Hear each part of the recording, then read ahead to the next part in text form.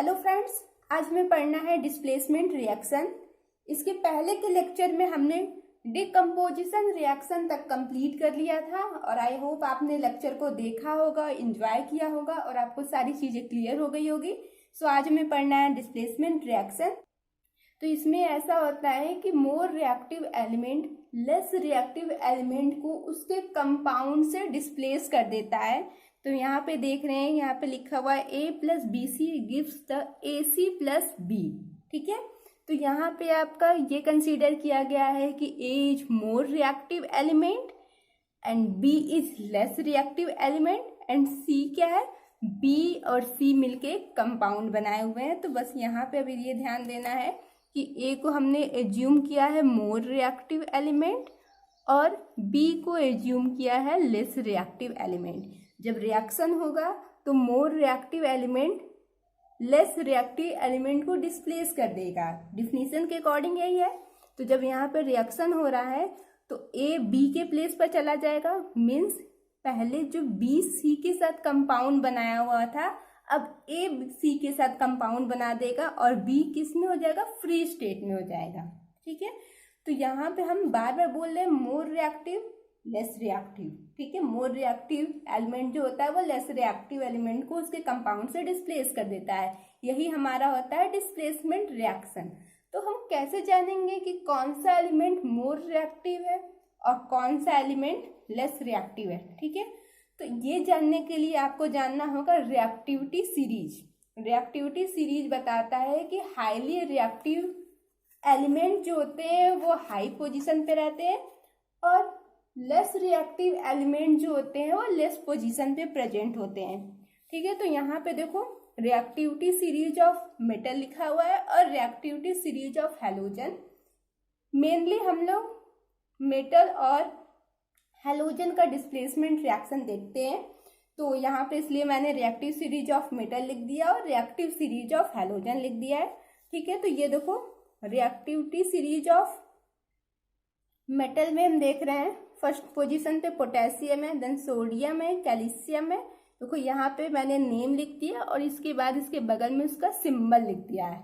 आप जब रिएक्शन देखोगे तो रिएक्शन तो केमिकल इक्वेशन के फॉर्म में प्रेजेंट होगा। केमिकल इक्वेशन क्या होता है, केमिकल रिएक्शन को ही उसके फॉर्मूला के टर्म में लिख देते हैं। ये हमने पहले लेक्चर में पढ़ लिया है। तो यहाँ पे हमें किसकी नीड है, हमें किसी भी एलिमेंट के सिंबल की नीड है, इसलिए यहाँ पे मैंने इसके सिंबल को भी डिफाइन कर दिया है। तो मेटल की अगर बात करें तो हाईली रिएक्टिव मेटल जो होता है वो पोटेशियम होता है, उसके बाद सोडियम होता है, देन कैल्शियम, फिर magnesium, aluminium, zinc, iron, tin, lead को Pb से डिनोट करते हैं, hydrogen, copper, mercury, silver and gold. ठीक है, तो हम यहाँ पर देख रहे हैं ये जो आपकी जो एरो है वो क्या बता रहा है, डिक्रीजिंग केमिकल रिएक्टिविटी। ऊपर से देखो, ऊपर से हम नीचे जैसे जाएंगे वो हमारी जो केमिकल रिएक्टिविटी है वो डिक्रीज हो रही है। सबसे ऊपर वाला एलिमेंट मोस्ट रिएक्टिव एलिमेंट है एंड सबसे नीचे वाला जो हमारा एलिमेंट है वो लिस्ट रिएक्टिव एलिमेंट है।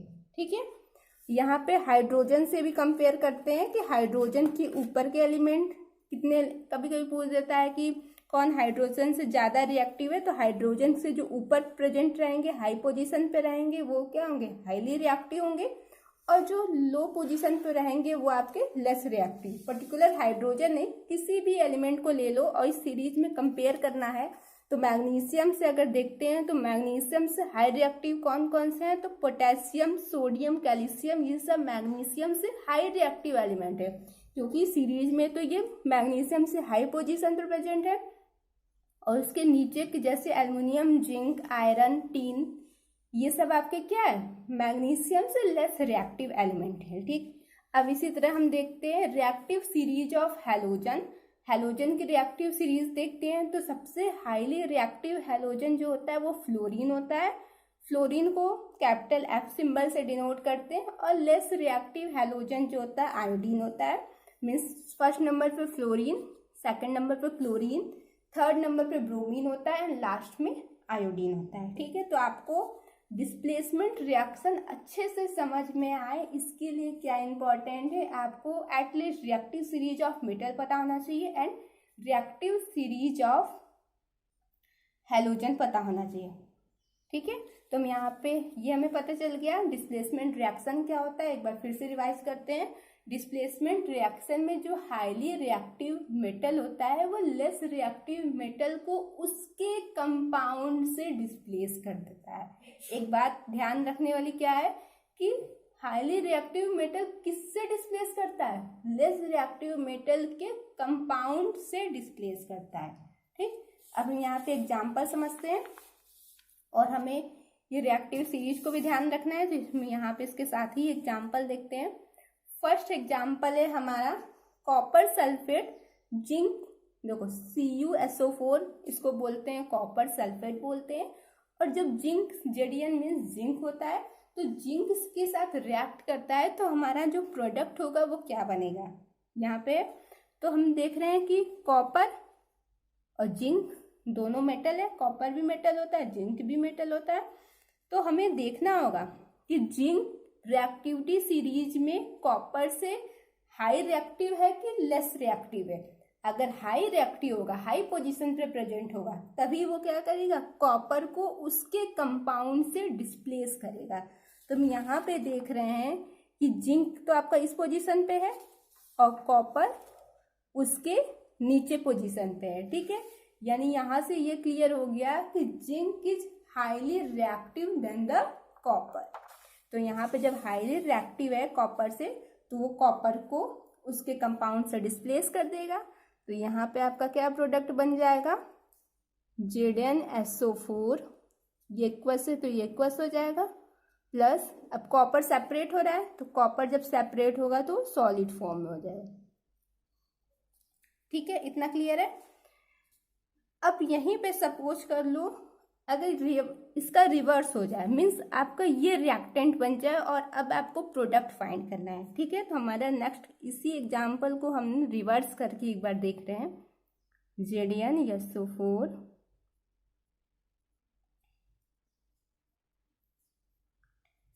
अब इसका रिएक्शन हो रहा है।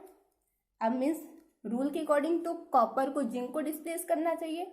तो रूल कब फॉलो करेगा, जब कॉपर जिंक से हाई रिएक्टिव होगा तब।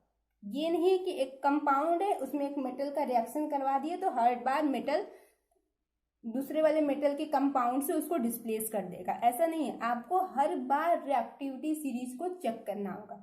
अब यहाँ पे देखो कॉपर और जिंक फिर से देख रहे हैं, कॉपर ये नीचे पोजीशन पे, जिंक जो ऊपर है, मतलब कॉपर जिंक से लेस रिएक्टिव है। तो इस वाले जब लेस रिएक्टिव है तो ये आपका रिएक्शन नहीं होगा। रिएक्शन का मतलब है ZnSO4 और कॉपर ऐसे ही सेपरेट ही रहेगा। यहाँ पे फिर से प्रोडक्ट के बाद भी आपका ZnSO4 ही होगा और कॉपर ही रहेगा, रिएक्शन परफॉर्म ही नहीं होगा। ठीक है, इतना क्लियर है। एक और एग्जांपल देख लेते हैं। AgNO3 react with copper. AgNO3 मतलब क्या होता है, सिल्वर नाइट्रेट, और Cu मीन्स तो आपको पता है कॉपर होता है। तो जब ये रिएक्शन हो रहा है तो एक कंपाउंड है और एक एलिमेंट है, तो ये आपका इस फॉर्म में बन गया ना, A+BC के फॉर्म में है। ठीक है, तो जब A+BC के फॉर्म में है तो अब इसको क्या करना होगा, हमें देखना होगा कि डिस्प्लेसमेंट रिएक्शन हो रहा है कि नहीं हो रहा है। ठीक है, तो इसके लिए फिर से हम इसकी रिएक्टिविटी सीरीज चेक करेंगे। रिएक्टिविटी सीरीज में देखेंगे ये जो मेटल है वो किस ऑर्डर में प्रेजेंट है। ठीक है, तो यहाँ पे सिल्वर और कॉपर को कंपेयर करना है। ठीक है, तो हम यहाँ देख रहे हैं आपका सिल्वर इस पोजीशन पे है एंड कॉपर इस पोजीशन पे है। मीन्स सिल्वर जो है वो कॉपर से नीचे वाले पोजीशन पे है, इसका मतलब सिल्वर कॉपर से लेस रिएक्टिव है, या अदर वर्ड में बोल दे तो कॉपर सिल्वर से हाईली रिएक्टिव है। तो कॉपर जब हाईली रिएक्टिव है तो सिल्वर को उसके कंपाउंड से डिस्प्लेस कर देगा। तो यहाँ पे हमारा क्या बन जाएगा, कॉपर नाइट्रेट